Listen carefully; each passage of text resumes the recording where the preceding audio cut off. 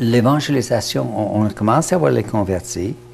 Et puis, parmi les personnes qui s'intéressaient à l'Évangile, était bien Lionel Gosselin, qui est plus tard devenu pasteur. Lui et sa femme, c'était parmi les premières conversions. Et puis, c'était un jeune couple qui était bien connu en ville et sportif et tout, et puis très populaire. Mais le père de Lionel était le premier contact. Roland Lecombe, l'évangéliste avec les frères chrétiens, m'a donné le contact. Il était mis dans le crédit social, lui et M. Gosselin. Mais il m'a donné le contact. Alors, je suis allé visiter M. Gosselin, puis ça a pris longtemps. Parce que sa femme me dit, regarde, mon mari est obligé de se retirer le politique il y a 10 ans parce qu'il n'a pas la santé. Maintenant, ce que vous lui demandez à faire serait beaucoup plus stressé que ce qu'il a laissé il y a 10 ans. Il n'y a aucun moyen que mon mari pourrait suivre l'Évangile. C'est intéressant parce que Mme Gosselin a accepté le Seigneur avant lui.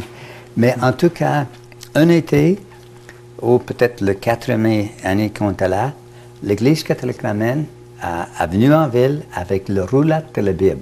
C'était au début, je crois, des années 60, tout fait au début des années 60 ou la fin des années 50. Mais en tout cas, ça a bouleversé les gens en ville parce que, comme un homme d'affaires m'a dit, je sais la seule raison pour laquelle ils l'ont amené ça en ville, parce qu'ils nous ont toujours dit que si on n'était pas un notaire ou un médecin ou un prêtre, quelque chose, on ne pouvait pas comprendre la Bible. Mais maintenant, ils passent de porte en porte pour les vendre. Mais en tout cas, un de nos contacts qui était dans les affaires, puis il y avait déjà un conflit avec l'Église catholique romaine, elle a posé comme une femme très pieuse.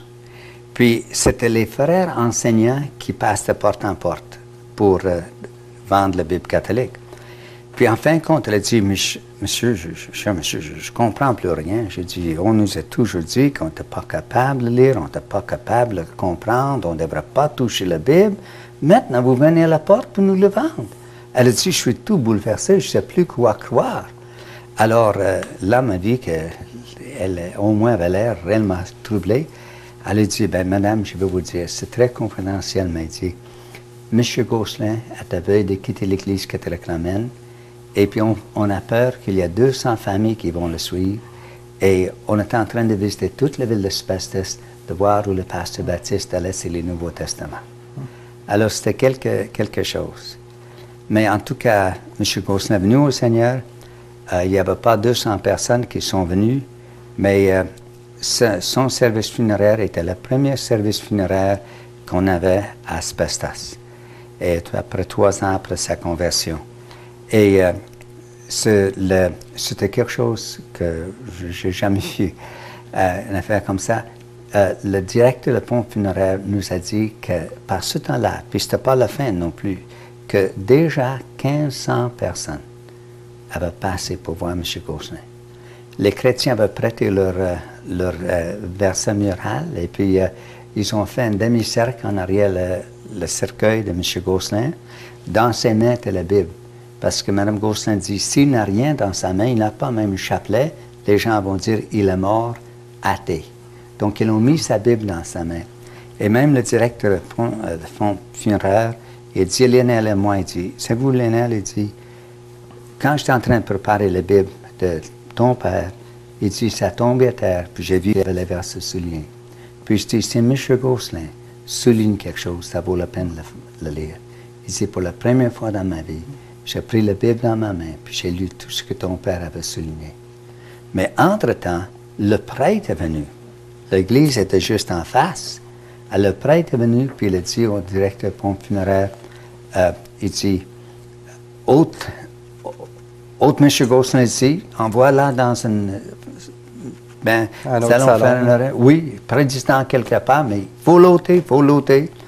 Et le directeur, et puis dans les années, la fin de l'année 50, le début des années 60, et surtout quand ton salon est en face de la grande église, alors, mais il a dit, Monsieur le curé, quand je suis devenu directeur de pompe funéraire, c'était pour réconforter le peuple.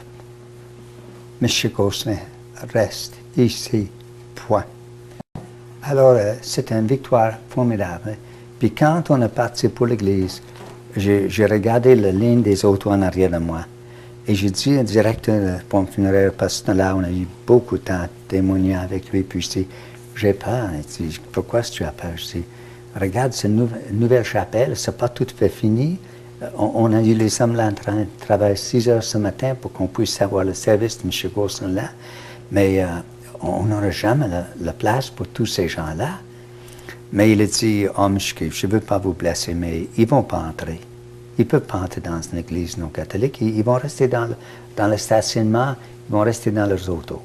Et puis eux aussi, il a dit pour faire la même chose. Mais pas une seule personne est restée dans les autos. Le frère de M. Gosselin dans le Soudan, un frère enseignant, était là.